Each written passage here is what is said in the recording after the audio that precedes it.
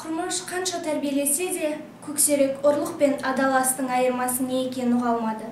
Біресе өздері беріп тұрып же дейді, біресе сондай тамақты өзі тауып алып жеп жатса, ұрып салады. Сол себепті кей кездері алдына дайындап қойған тамақты да жемей, көзінің астымен жалт-жалт қарап жатушы еді. Қалайда болса, үзіп жыла жүріп, көксерек аш болмайтын. Күніне 2 мезгіл тамақ ішу мұның шарты болып алды. 2 рет қолдан ас құйылмаса, ол күні көксерек өз бетімен барып, бірдемені жеп жататын. Осымен жүріп жаз ортасы ауған кезде, көксерек зіңгіттей көкшолақ қасқыр болып шықты. Енді қарала төбет те талай алмайды.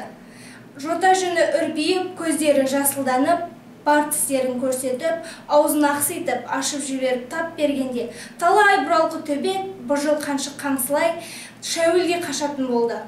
Мұнандай кезде Құрмаштың өзі де қорқақтай барып, қой ойлайтын еді.